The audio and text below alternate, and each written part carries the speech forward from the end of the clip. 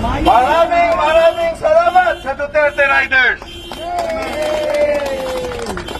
Kami yun nandito para sumama sa inyo sa Cebu, makiisa sa ating panawagan. Kami ni Ching Palas, nasa si Ching? Wala. Andun, nag-file kami ng impeachment. Yung aming pinail, sabi namin si Marcos ng urakot. Sabi ni Saldico, tumanggap 25 billion pesos. Isang taon lang yon. 3 taon, tigka 25 billion. Pagkatapos, sabi ni Saldico, buwan-buwan, 2 billion pesos delivery sa Malacanang. Nung nag-hearing sa Blue Ribbon Committee, sa Tamarin, hindi nila naisip. Doon din, sabi ni Saldico, nag-deliver ako 800 million at saka 200 million kay Jojo Cadiz. Ha? Bilyon ang nangyaring korupsyon sa ating gobyerno. Pero ngayon nagulat ako, nagagalit tayo, mapayapa, tahimik, peaceful, motorcade. Grabe, marsalo na sa Cebu. Hinarang tayong lahat.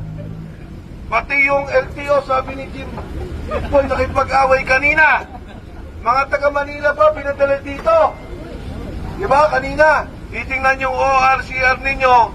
Tapos sabi ko, Isang magandang umaga mga kababayan natin. No, nagbabalik po Sir Co-op. Magbibigay lang tayo ng reaction no patungkol doon sa nangyari no na karaban no rally doon sa Cebu mga kababayan no na pinangungunahan ni Mike Defensor kasama sila congressman no former congressman Jing Paras doon sa motorcade. Abay mayroon pa lang talagang hinuli na arestado na political vlogger na kasama nila doon sa karaban na yun. Ewan ko lang ba kung anong nangyayari ngayon sa Cebu, ano? Kumusta na ba, ha? Ma'am Pam, Balik 4, yung bagong gobernador natin dyan. Mukhang, ano na ba? Ano na bang update? Ha? Parang medyo dumidilim yata yung ano natin dyan, ha? Ewan ko lang kasi maraming nagtatanong, marami ding nagkukomento na baka daw nabayaran na din. Yun lang naman yung sabi sa nag-comment ha. Marami po nagtatanong kasi ano ba nangyayari ngayon sa Cebu? Dati-rati naman, ang dami pong isinasagawang mga motorcade, rallies, peace rally, wala namang ganyan. Hindi naman hinaharang yung mga ginaganap na event dyan. Lalong-lalo na pag talagang ang pinag-uusapan ay yung katiwalian sa gobyernong Bongbong Marcos ngayon. Ano ba naman yung ginawa dyan ng karaban? Para lang naman yan sa patuloy na lumalalang korupsyon. Nagpahayag lang sila ng kanilang mga saloobin. Oh, mayroon tayong karapatan, freedom of speech po yan, no? Na walang sino mang pipigil dyan kasi tayo po ay Filipino citizen. Tayo po ay nakatira sa bansang Pilipinas. Dapat lamang na kung ano yung nakikita nating hindi maganda na ginagawang korupsyon dito sa gobyernong Bongbong Marcos, mantakin mo 25 billion. Isipin mo yun.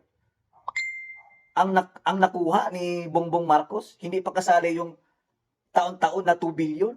Ang dami pong pera na ninakaw nila sa taong bayan. At isa pa, yung pinaya nilang impeachment kay Bongbong Marcos ay hindi inaccept o hindi tinanggap. So, mali ba na magpahayag ng saloobin itong mga kasamahan natin, mga Duterte supporters? Bilang patunay na ipakita nila sa sambayan ng Pilipino na grabe ang talagang ginagawa ngayon dito sa administrasyon ni Bongbong Marcos. Kung hindi korupsyon, panggigipit, ano pang ginagawa nila? Di ba? O panoorin po natin yung video mga kabayan. Kayo na lang po ang umusga kung bakit nagkakaganito ang Cebu. Nasaan ang gobernador dyan na si Pam Balik 4? Kala ko didis.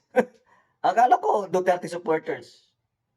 Ayan na naman po yung komento. Yan din yung komento ng taong bayan, ng mga para bang nalilito ba or nahihiwagaan ba? Ano bang meron sa Cebu?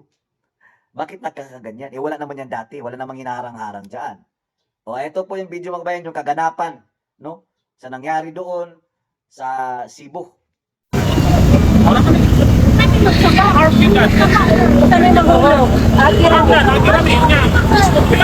Hindi magsaba. Mall naman niya mo ate. Bago na Hindi magsaba.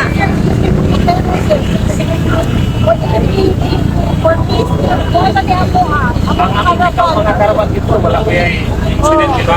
Sa lutulog na namin ninyo, mag-isa kuhan na ang palang mabati nga wala nang tamalipay sa atin ng gobyerno. Maura, pero kung may nag-violate, This is a peaceful expression of exercise. Hindi siya kung salita sa taas. Ang mga polis, isentuan mo sa kaubayan, pagkakas ng eskalation. Importante na karapatan to express our Naka-traffic kami. Naka-traffic na ka. Tawala ko doon. Ay, kung nakakita, wala ni traffic. Gestapo.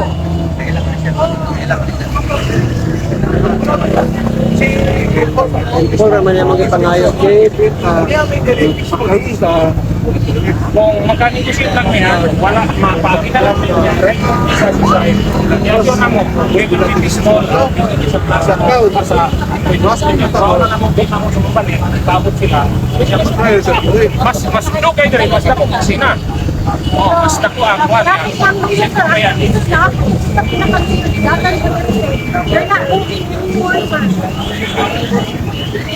Kasi ka na kuwan. Naka-live ba kayo? Naka-live? Naka-live ha? To the ministers of the ASEAN governments here, yung iba't ibang bansa na rito, yung mga ministro, and dito to the peoples of the different ASEAN nations. We are doing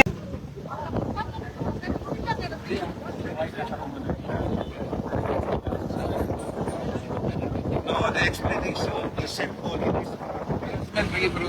Wala ilain explanation, harassment.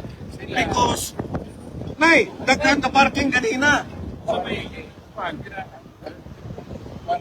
This is pure and simple harassment. Ano yan? Huwag ka sumama. Hindi, huwag ka sumama. Huwag ka sumama. Tumawag ka ng lawyer. Hindi pwede. We will settle it.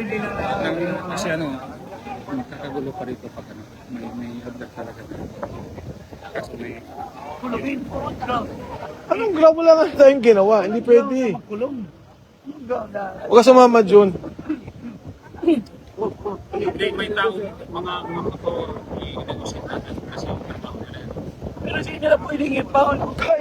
Kahit sana kung may ginawa tayo, eh, wala naman tayong ginawa. Kung ano yung nila, yung kaso nila, yan sa talaga. Labanan na yan sa kaysa magkagulo dito kasama natin. Hindi pwede. Ay.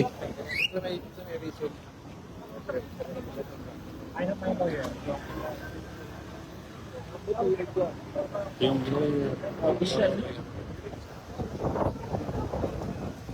Pero sabi mo yung sacrifice kasi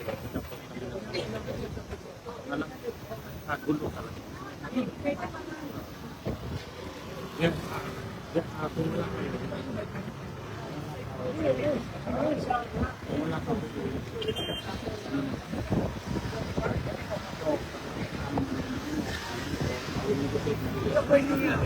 Charge?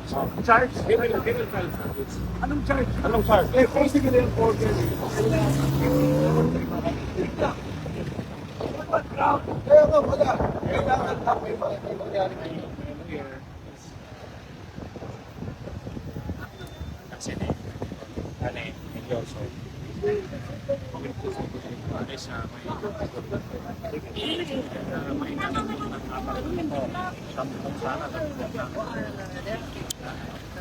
So, si Juno arestuin, kaya ayusin lang ho namin. And, tingnan ho namin, nag-uusap-usap pa dito kung ano. Pero hindi ako papayag dahil wala namang violation itong mga taong to. Talagang ginigipit lang ho nila. Hindi, ano lang, may lawyer ba din sa station. Station. Ito ba? I-video. Station. Station 4. Dito sa Bacolod. Now, why? I need to kausapin ko kasi yung mga motor ng mga kasama natin. So, they will try to Are you being arrested? I think we're not going to arrest you.